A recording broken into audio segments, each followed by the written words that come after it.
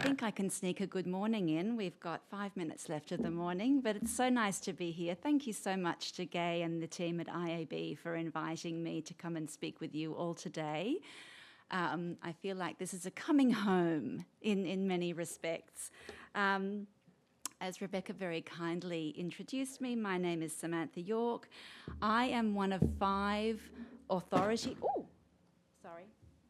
Let me move that clicker out of the way. One of 5 authority members or commissioners by another name at the Australian Communications and Media Authority. So I was appointed to the authority just over a year ago after a very long career working in the tech sector, advising tech companies on public policy, regulatory and legal issues. And fun fact from my speech this morning is that I was the first regulatory affairs person appointed to IAB here in Australia back in 2012, Gay, 2012. Wow, thank you. I didn't expect applause for that, but thank you. And look, if anybody isn't familiar with the ACMA is an independent statutory authority that sits within the infrastructure, transport, regional development, communications and the arts portfolio. It is responsible for the regulation of broadcasting, radio communications, telecommunications and some online content. And I say some online content because we have a relatively limited role today in regulating gambling advertising during live sport broadcasts in particular. But we also have an informal role in overseeing and monitoring the effectiveness of the voluntary mis- and disinformation code, although this role is not yet legislated. Many of you may be aware the Parliament is currently debating a piece of legislation that will give the ACMA more formal powers to regulate digital platforms in particular and their management of mis- and disinformation. But in the context of broadcasting content, the Broadcasting Services Act prescribes a co-regulatory framework which really requires the ACMA to enforce codes that are developed by Free TV for the commercial TV industry, Astra for subscription television, Commercial Radio Australia for, as the name suggests, commercial radio stations, and the Community Broadcasting Association of Australia, which is focusing on, again, as the name would suggest, community broadcasters. And the ACMA, typically in the context of these codes, acts as a point of escalation for Australians when they want to complain about some content across any of those channels and has not been able to reach a satisfactory outcome by complaining directly to the broadcaster. So we do not currently have powers to regulate online content more broadly, which means that we do not regulate streaming or catch-up TV or subscription streaming services like Netflix. There has been some speculation within the government about introducing some content obligations on the streaming platforms. We haven't yet seen those during this term of government, but that will become part of our portfolio once and if those laws ever get passed. And we do not also regulate the content of print media here in Australia. But across all of our areas of responsibility, we are guided by our mission to maximise the economic and social benefit of communications infrastructure, services and content in Australia. And we see this as a very positive obligation. We really try to ensure that our work focuses while we do focus on enforcement at times, but we do not lose sight of the tremendous benefit that these services and products bring to all of us here in Australia. We also try to retain some flexibility in the regulatory frameworks that we develop and enforce so that businesses can decide what makes most sense for them and they can develop principles. We try to develop principles-based regulation in close collaboration with and in consultation with industry as well and other impacted stakeholders. Each year, we develop a set of priorities that we try to focus our compliance efforts on, and these areas are developed with a view to areas that, that have a potential for high risk or harms within the community. And when we decide these areas, we also have a look at public interest, and we strongly consider the public interest involved and the potential to boost industry and consumer confidence in these services. We prioritise emerging issues because new technologies and markets are obviously continually developing and evolving, and we use these new emerging technologies to just test our frameworks a little bit to determine whether or not current laws are working and whether the frameworks that we're enforcing are fit for purpose. And where we find them to be a little bit wanting, we advocate directly to our minister and their department to advocate for change to those frameworks. We're often not always successful in that advocacy, but nonetheless, we do what we can. So our 2024 and 2025 compliance priorities include matters as wide-ranging as disrupting SMS impersonation scams, interactive gambling safeguards, combating mis and disinformation, and tackling the online supply of what we call dodgy devices, and I'll talk a little bit more about that later. But as the regulator for communications and media, we also recognise that we operate in an increasingly complex environment, as Rebecca highlighted in her introduction. And this environment is characterised by fast-moving technologies, changing consumer behaviours, expectations and preferences, and complex global supply chains. So these challenges require a pretty agile and informed response, working in collaboration with other international and domestic regulators, industry, government, and the community. And here in Australia, for instance, we are a member of the Digital Platforms Regulators Forum, which comprises the ACMA, the competition regulator, the ACCC, the privacy regulator, and the e-safety commissioner. And we come together regularly to share information and to try to coordinate our work across digital platforms so that we are not overwhelming that sector with all manner of regulatory inquiries. Domestically in the telco space, we've established a Consumer Consultative Forum, or CCF for short, and that serves a really important role in helping to inform us and help us perform our functions in relation to matters that directly impact on consumers. And this group comprises a range of consumer-focused advocacy bodies, including groups like ACAN, the Consumer Action Law Centre, the First Nations Digital Inclusion Advisory Group, that's a mouthful, Safe and Equal, who are a domestic and family violence specialist organisation, and the Regional Rural and Remote Community Coalition. We also undertake annual research to gauge consumer attitudes towards the sectors and services that we regulate, again, to just check that we are carrying out our regulatory responsibilities in accordance with contemporary consumer perspectives and behaviours. On the industry side, we work very closely with a number of peak bodies that represent the industries that we regulate today. So, for example, Communications Alliance in the telco space, Free TV in the commercial TV space, and Digi, who represent digital platforms and who developed the Misinformation Code here in Australia. We also interact with individual companies and we try to gain a deeper understanding of new developments in communications technology, emerging opportunities for businesses, and evolving business models.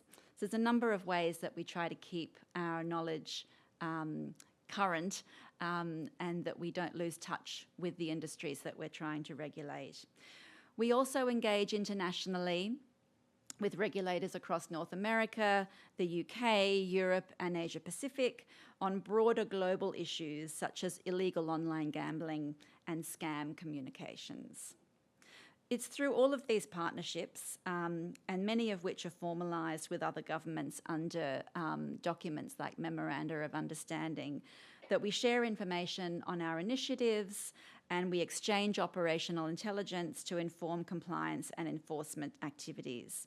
So I thought today I'd just touch on a couple of substantive policy areas that I thought might be of interest to you all before I close with some implications, as I see them at least, for the advertising and marketing industries. So to start with scams, I mean, it feels like scams have been an age-old problem, but there is certainly a lot of political attention on them at the moment.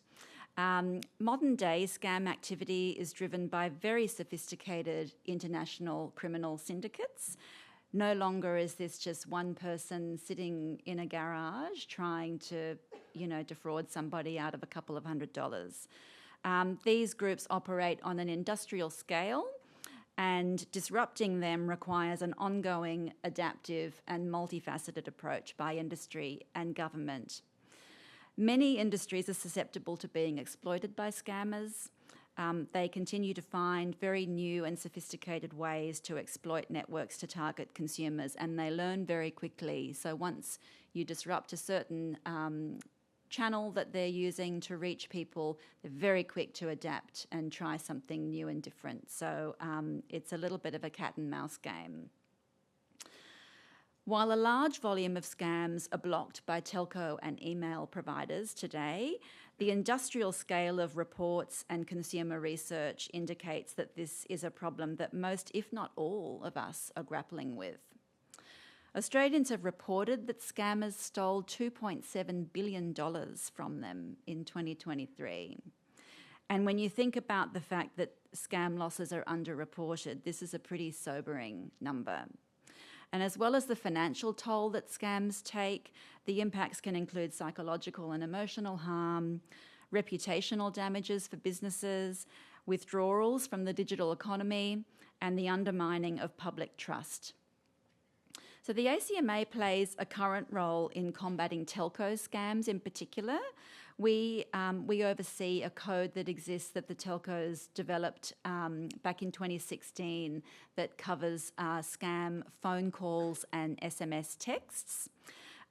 We try to enable new disruption activities, make and enforce anti-scam rules, and provide awareness of current and emerging scam threats. We work closely with government agencies, industry and international counterparts to try to protect Australians from these scams. But the government has just introduced a new legislative framework just a couple of weeks ago in Parliament, in fact, and the ACMA is working closely with government and fellow regulators to operationalise this framework, if indeed it passes through Parliament. And if it does pass, it could come into effect as soon as March 2025. The framework tries to set out overarching obligations for the private sector to prevent, detect, disrupt and respond to scams, as well as to report on scams, improve internal governance and establish internal and external complaint resolution mechanisms for consumer complaints. So there are 3 sectors that initially have been designated as needing to develop codes under this new framework. Those 3 sectors are the banking sector, the telco sector, who already have a code, as I mentioned, but will need to revise that code. But also, interestingly for many of you, digital platforms, services relating to paid search engine advertising, social media and direct messages will also be captured under this new framework. For industries like advertising that are largely self-regulated and operate under voluntary codes of conduct, the framework will introduce and mandate stronger uplift of anti-scam activities and coordinate a cross-sector approach to protect Australians from scams. The draft legislation indicates that the ACCC, the competition regulator here in Australia, will be responsible for working on the Digital Platforms Code. And while the ACMA is not contemplated to have a direct role in the Digital Platforms Code, the new framework is a unified multi-regulator model that enshrines cooperation between regulators and sharing of information. So if there was an example whereby a digital platform scam had a telecommunications aspect, such as including a callback number, we would be working with the ACCC to share information about that scam behind the scenes. So another area that I know many of you will be watching closely is around gambling advertising reform. I can see some nods in the audience. Many of you will know a couple of years ago, a House of Representatives Standing Committee inquired into online gambling and its impacts on those experiencing gambling harm. Their final report contained 31 recommendations for reform, which included a recommendation to phase in a total ban on gambling advertising over a 3-year period. That report was highly critical of gambling advertising, finding that many Australians are intensely frustrated and annoyed by the current levels of gambling advertising and are concerned about the harm caused by exposure to gambling advertising, particularly amongst young people. I understand the government has discussed their planned response with many of you here in the room, but no formal announcements have yet been made. I saw an interview with the relevant minister yesterday who said that there was going to be an imminent announcement on this. So we're all waiting on tenterhooks on where the government will land on this interesting area. And the ACMA is waiting with you because we will be responsible for enforcing any changes to the current rules around online gambling. Our own consumer research has also highlighted significant community concern around existing gambling advertising restrictions. And the ACMA has strongly encouraged broadcasters in particular to consider these concerns and whether amendments should be made to the various codes of practice that I spoke about earlier in line with these community expectations. Free TV, for instance, recently conducted a public consultation on proposed changes to their code of practice, which was last reviewed back in 2015, and we'll be very interested to see if they received any feedback through that consultation on gambling advertising in particular. So the ACMA oversees the prohibition on advertising illegal interactive services under the Interactive Gambling Act. This is the legislation that prohibits advertising of particular interactive gambling services like online casinos and other services that are just outright prohibited here in Australia. And it also oversees the advertising of sports betting services that may or may not be licensed here in Australia. We try to take an educative approach towards compliance in gambling, but also across our other areas of responsibility. Our first step when we receive a complaint or we're about to embark on an investigation is to usually contact the company that's the subject of the complaint or the investigation, and to talk to them about what we've observed. Often they're not aware that a website they might be advertising is an illegal offshore service. So we have a very open dialogue, just informing them of what the regulatory framework is and encouraging them to remove any offending content voluntarily.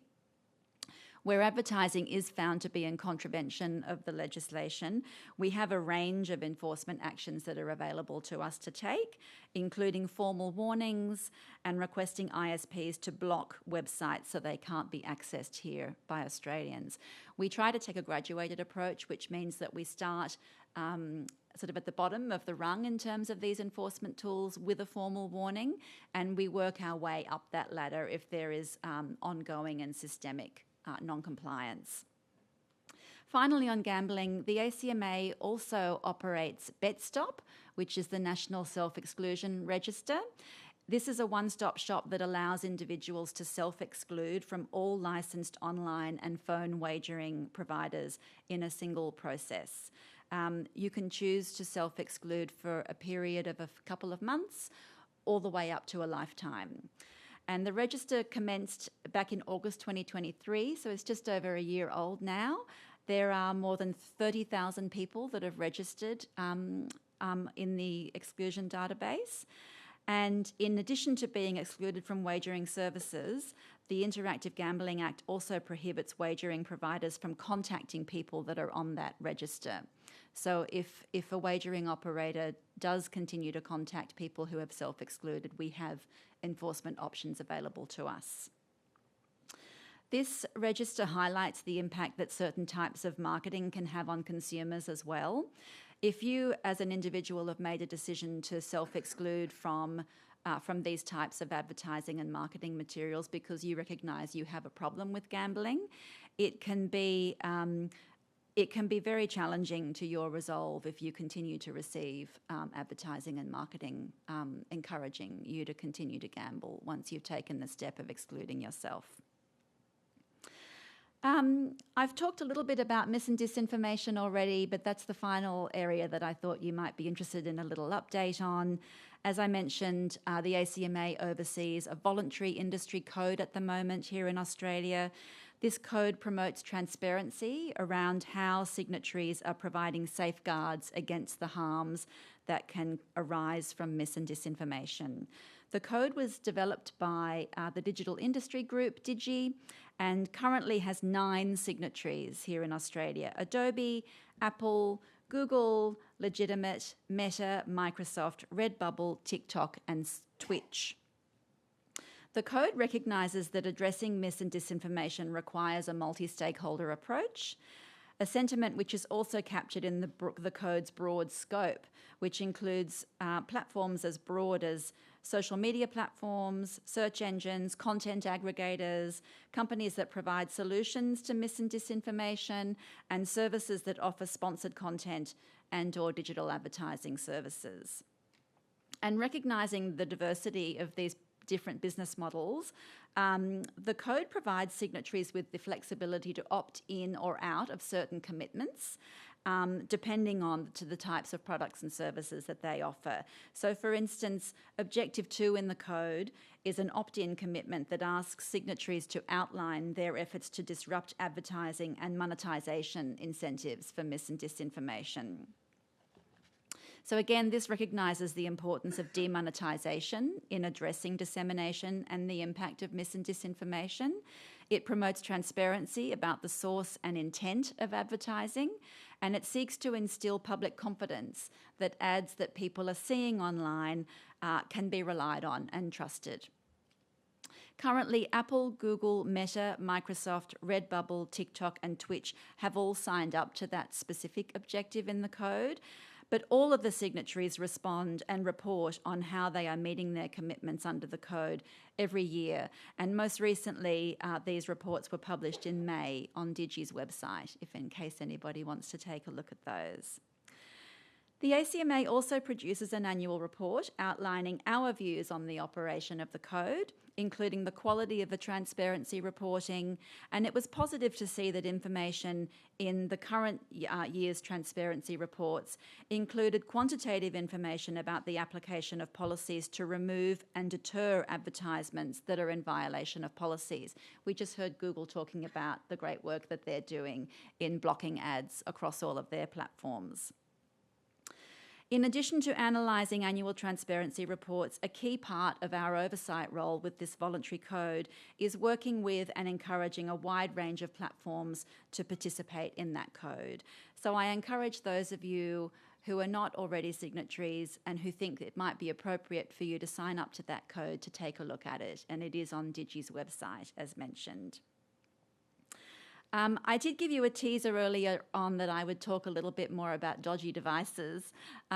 So I'll just let you know that we're expanding our efforts to regulate the potential harms to consumers when purchasing devices online through another of our compliance priorities, which focuses on these dodgy devices. Dodgy devices are a phrase that we use for non-compliant and illegal communications equipment. So this could be something like a mobile phone jammer, some kind of GPS identification device, cellular mobile repeaters and boosters. The reason why we call these dodgy devices is because they can cause harm because they're often purchased from overseas retailers, and they often do not comply with Australian safety standards. And more importantly, they may cause interference with mobile communications, GPS and emergency services, which obviously then put Australians at risk. These products are often sold on online marketplaces. And people buy them with good intent, usually, because they don't have great mobile reception at their property and they want to, make it a little bit better. We even have found baby monitors in people's homes that can be having these impacts. So people generally don't realise they're buying a product that has these risks. So our efforts to disrupt this market focus largely on interventions that are designed to interrupt the supply chain. Which has seen us trying to develop cooperative relationships with online marketplaces here in Australia, where we report particular devices and retailers to them. They review them against their own policies and then remove them if they're found to violate their policies. We're also engaging in a lot of consumer awareness to help people understand the risks of buying these sorts of products from overseas retailers as well. So there's clearly a big opportunity there for us to try to educate and raise awareness about this. But in closing, I think it's worth highlighting that across all of the substantive areas that the ACMA regulates, advertising and marketing is becoming a really key vector of abuse that we're observing. Whether it's a celebrity scam ad, whether it's a disinformation campaign that used marketing strategies to downplay the COVID-19 pandemic, whether it's illegal offshore wagering companies running ads targeting Australians, or whether it's algorithms that are promoting dodgy devices on online marketplaces. And we're very cognizant of the fact that these policy areas are highly complex and that require all of us to collaborate and work together to try to have any kind of impact in this space. So I very much look forward to working with all of you. Thanks to the IAB again for the opportunity to come and speak to you today. And I think we have some time for questions, Gay. Gay is nodding and Jonas has the microphone. I do indeed. There's nothing on Slido, but I do know that our very own Sarah Walladon, there she is, I haven't seen you all day, has a question. Hi, Sam. Thank you so much for that informative presentation, and it's really great to hear what the ACMA is focused on, so thank you. I do have a question. I was wondering how you see, or whether you see, the role of the ACMA or its approach to online regulation sort of changing over time to reflect the changing media environment. And I haven't caught up with the latest, but there's been talk of a sort of broader review of the Broadcasting Services Act for a while, sort of related to that. Is there anything happening there, and is that sort of still something that's being considered? So in short, yes. I understand that this notion of trying to harmonise media regulation in Australia is something that is on the Minister's mind. But those of you in the audience who are of a similar vintage to me may remember that back in 2011, the then government did a huge review called the Convergence Review. Megan's nodding. You were here then too. That did have very detailed analysis of media regulation in Australia and identified ways in which it wasn't fit for purpose anymore. It was not reflecting the reality of a converged media landscape here in Australia and the different ways that people are consuming the same piece of content but across multiple different types of platforms. This has been an issue for a very long time and it remains an issue, and I understand that the Minister is very interested in doing some work in this area. She has announced, for instance, a review of the classification scheme, which I think is seeking to modernise that, again, quite old system where we have humans literally watching movies and playing games and deciding what rating to give them. So I think she's taking baby steps towards trying to address this issue, but it remains, I think, a very big issue. And the ACMA would definitely have a role to play as this work evolves, given our work with all of the existing media regulatory frameworks, and where we think that this all might be heading, which is trying to create a technology-neutral framework for regulating this space. To be done. A round of applause for Sam, please.